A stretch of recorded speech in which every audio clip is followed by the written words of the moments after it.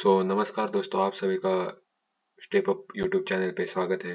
तो पिछले वीडियो में हमने एनएलपी के बारे में समझा था। इस वीडियो में हम एनएलपी के पहली स्टेप के बारे में बात करेंगे। एनएलपी डिवाइड होता है बहुत सारे स्टेप में। जैसे हमारा मशीन लर्निंग के प्रोजेक्ट में हम प्रोजेक्ट को डिवाइड करते हैं like pre processing and then उसको एनकोडिंग में। उसके बाद हम परफॉर्म करें स्टैंडर्डाइजेशन और नॉर्मलाइजेशन, और उसके बाद हम मॉडल सेलेक्ट करके according to our problem statement like classification and regression, we divide or choose a particular machine learning model to train that particular model on that data set. तो similarly वही process यहाँ पे भी follow होता है। तो यहाँ पे सबसे पहले टेक्स्ट प्री प्रोसेसिंग कराया जाता है। तो हम आज टेक्स्ट प्री प्रोसेसिंग स्टार्ट करने वाले हैं। चलिए स्टार्ट करते हैं। टेक्स्ट प्री प्रोसेसिंग मतलब यूनिट में हमारे हमारे पास बहुत सारा सिक्वेंशियल डेटा आता है। तो उस सिक्वेंशियल डेटा को हमें क्लीन करना पड़ता है, मतलब बहुत सारा सेंटेंसेस वर्ड्स आते हैं। तो उसमें से हमें जो डुप्लीकेट्स या जो हम मशीन लर्निंग के प्रोजेक्ट करते हैं डुप्लीकेट्स रिमूव करते हैं, वैसे यहाँ पे हमें स्टॉप वर्ड्स रिमूव करना या जो इम्पोर्टेंट वर्ड्स है उनको उनके रूट फॉर्म में कन्वर्ट करना, ये सब इम्पोर्टेंट होता है। चलिए, we cover the important techniques of sentiment analysis case study will illustrate the concepts. Why text processing matter? Improve accuracy. Processing enhance the accuracy of NLP model. It removes the noise and irrelevant data.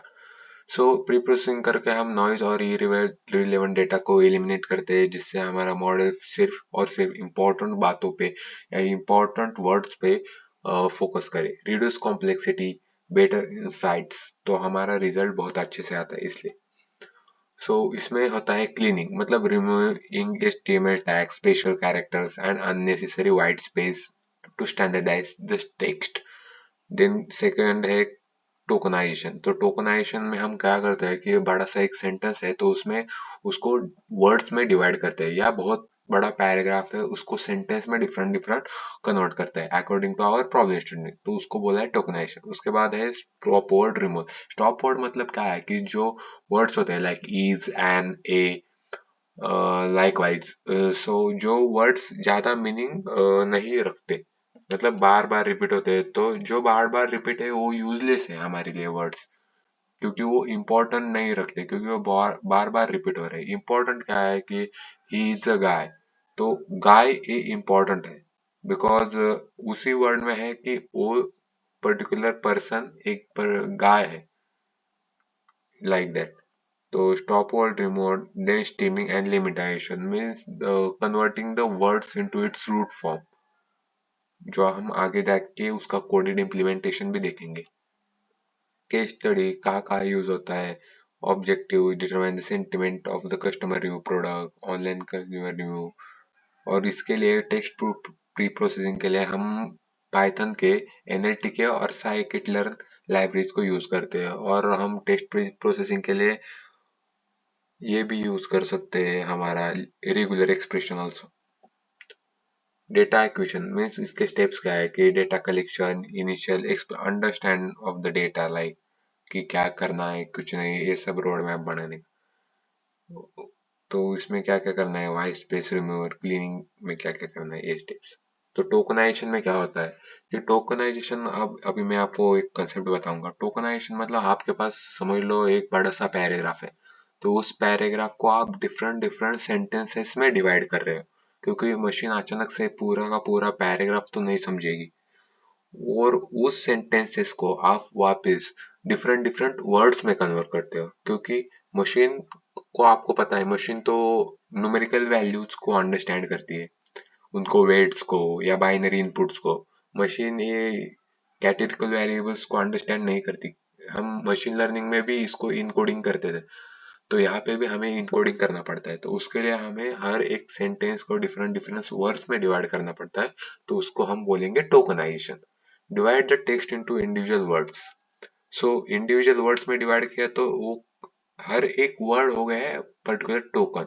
Each word become a token and prepare for the NLP. Tokens are ready for analysis. तो analysis के ready हो गया तो उसके बाद हम stop words remove करेंगे, उसको स्टीमिंग और लिमिटेशन अप्लाई करेंगे। उसके बाद हम हर वर्ड्स को बाइनरी में कन्वर्ट करेंगे न्यूमेरिकल फॉर्म में, विथ वेटेड इनपुट्स, मतलब इम्पोर्टेंस, वो एक इम्पोर्टेंस लेगा खुद के लिए कि कौन सा वर्ड कितना इम्पोर्टेंट है in that particular sentence. Likewise, तो स्टॉप वर्ड क्या होता है कि स्टॉप वर्ड मतलब सपोज कि एन, इज, और ये जो मल्टीपल टाइम रिपीटेड वर्ड्स है हमारे पैराग्राफ में, तो वो इतना इम्पोर्टेंट नहीं है। मतलब कि हम मशीन लर्निंग में बोलते हैं ना कि less relevant data, so this is a less relevant data. Stop words like is, an, और, सो उनको हम रिमूव करते हैं in a text pre processing. वो भी हम देखेंगे कि कोडेड इम्प्लीमेंटेशन से कैसे रिमूव करते हैं एलिमेंट स्टॉप वर्ड्स। तो एक खुद की लाइब्रेरी है, वहाँ पे स्टॉप वर्ड्स का कलेक्शन है, तो वो हम डायरेक्टली अप्लाई कर सकते हैं, हमें कुछ डिफरेंटली बनाने की कोई ज़रूरत नहीं। सो उससे क्या होता है कि इम्पोर्टेंट वर्ड सिर्फ सिर्फ रहते हैं जो कि हमारे मॉडल को ट्रेन करने में रिलेवेंट और यूजफुल है for the better prediction. Common word जो ऑक्योर होते हैं वो स्टॉप वर्ड्स में रिमूव किए जाते हैं। और स्टीमिंग एंड लिमिटेशन मीन्स अगर रनिंग नाम का रनिंग ये वर्ब है, तो रनिंग को रन में कन्वर्ट करना, क्योंकि मॉडल अंडरस्टैंड करता है रनिंग से अच्छा रन को, क्योंकि बहुत सारे कंडीशंस में वो अप्लाई कर सकता है कि रूट वर्ड की कौन सा कंडीशन कब सेटिस्फाई होगा। इस वजह से तो हम यूज करते हैं स्टीमिंग और लिमिटेशन। मोस्टली तो लिमिटेशन यूज करते हैं क्योंकि वो डिक्शनरी फॉर्म में देता है, बट स्टीमिंग जो है वो कभी कभी गलतियां करता है रूट वर्ड में वर्ड को कन्वर्ट करने के लिए। और ये वर्ड की कंसिस्टेंसी और यूनिफॉर्मिलिटी बढ़ाते हैं कि कैसे करने का है, मतलब मॉडल अंडरस्टैंडिंग के लिए।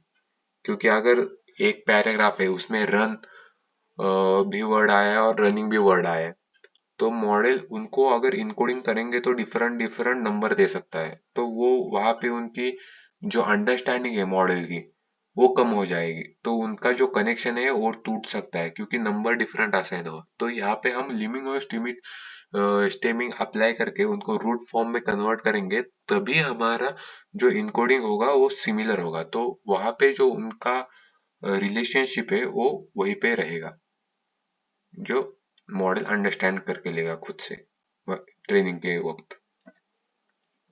और नेक्स्ट पॉइंट है वेक्टराइजेशन। वेक्टराइजेशन में हम क्या करते हैं कि वर्ड को नंबर्स में न्यूमेरिकल फॉर्म में कन्वर्ट करते हैं। तो यहाँ पे बहुत सारे टाइप्स है लाइक वर्ड टू वर्ड, ग्लो, वो भी हम आगे जाके देखेंगे।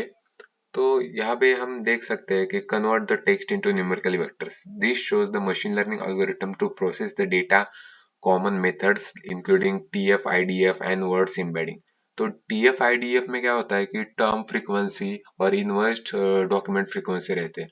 तो इनवर्स डॉक्यूमेंट फ्रीक्वेंसी उस वर्ड का वेट होता है कि वो कितनी बार अराइज हो गया और कितनी बार पैराग्राफ में आया है, उस ऊपर से उसको वेट देते हैं। जो सबसे लेस टाइम, सबसे कम रिपीट हुआ है उसको ज्यादा वेट देते हैं। और टर्म फ्रीक्वेंसी मतलब कि वो इम्पोर्टेंट कितना है वर्ड हमारे पैराग्राफ में, ये सब देखा जाता है, वो हम आगे जाके देंगे उसका इम्प्लीमेंटेशन भी।